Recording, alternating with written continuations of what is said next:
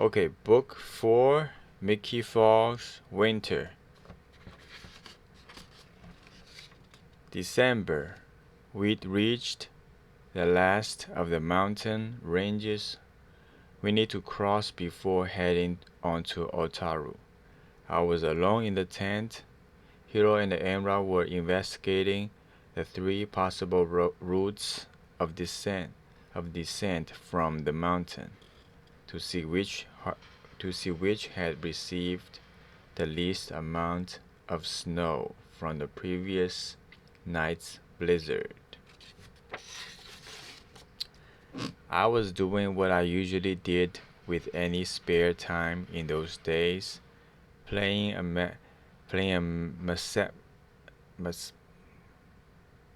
masochistic playing a masochistic little game I found strangely irresistible. I called it Dream Dinner. It involved imagining one course at a time the spectacular meal I'd be enjoying if I were back at home, instead of stuck in a tent on the side of a mountain. That's when I saw the shadows of two people standing outside the tent. Neither of them was Hiro. They were both shorter and with hair more closely cropped. I searched the tent for a means of defending myself, and found with both relief and horror that I had a weapon well within arm's reach, one that I'd become very skilled at using, one that, properly aimed, could kill a man. There was no time for hesitation, or one one of the two figures had stooped down and was preparing to unzip the entrance to the tent. As quietly as I could, with hands trembling and heart pounding, I loaded I loaded one of the steel-tipped arrows into the crossbow. Then, with only seconds to spare, I braced myself and prepared to fire. I wasn't aiming to kill, but what if accidentally the zipper came unstuck?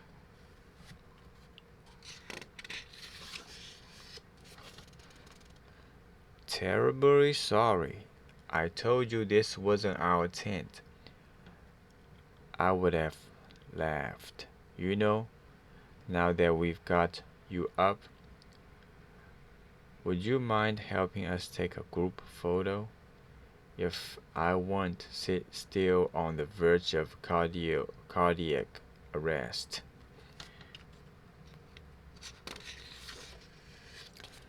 It actually wound up being a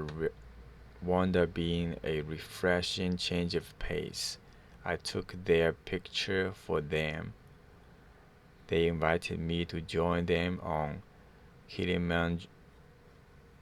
Kilimanjaro, their next climb, and with a heavy hearty cry of Yoisho, they went merrily on their way. By then I was able to chuckle a little as the craziness of it all.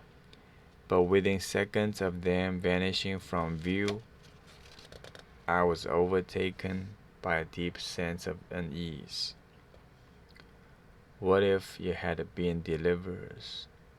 Would I had let would I have would I have left would I have let the arrow fly? I certainly been ready to. And if I struck my target in the head or the heart, would it be justified? I knew these questions were more than just hypothetical. Encountering deliverers somehow between here and the Otaru was entirely possible. maybe even probable. So if Hiro and I had a love worth of fighting for, did that make it a love worth killing for? Miki Falls, Book 4, Winter. As we descended from the mountain top, Enra began to assert more and more control over the path we were taking.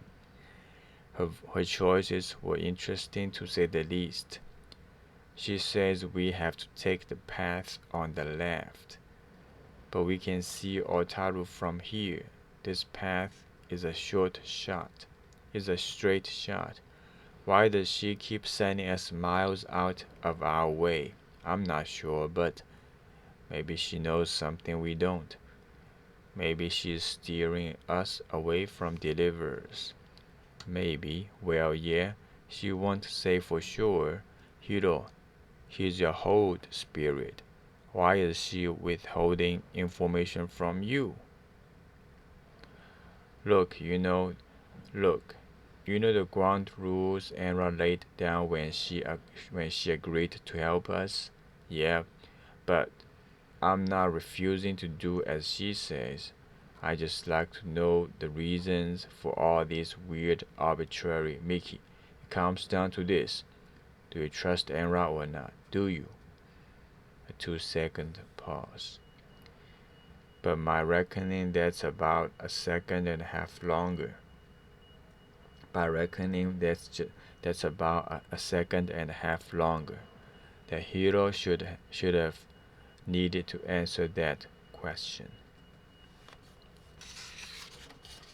Yes, I do. Well, I don't suppose a few extra miles will kill me. So we continued down the mountain.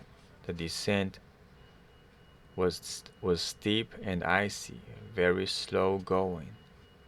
Time was running out. The boat was leaving in just 2 more days. If anything at all slowed us down, we never make it to the Otaru on time. We spent one last night at high altitudes, figuring we'd make the tree line the next day. The following morning we woke up to light fog. Our progress our progress slowed further, and I grew more and more nervous as the world around us grew less and less clear. By the time we reached the tree line, the fog was growing thicker, and by late afternoon, we could see precious little beyond the nearest pines. We had nearly decided to make camp when Hiro spotted lights farther down the path. Hikers, no, deliverers.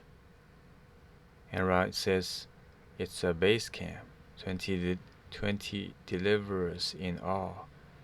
Then we got to go back up the mountain, find a different way down. Enra says to stay on this path, to stay on it no matter what. Hiro, listen to me. Enra had just led us straight to a deliverer base camp.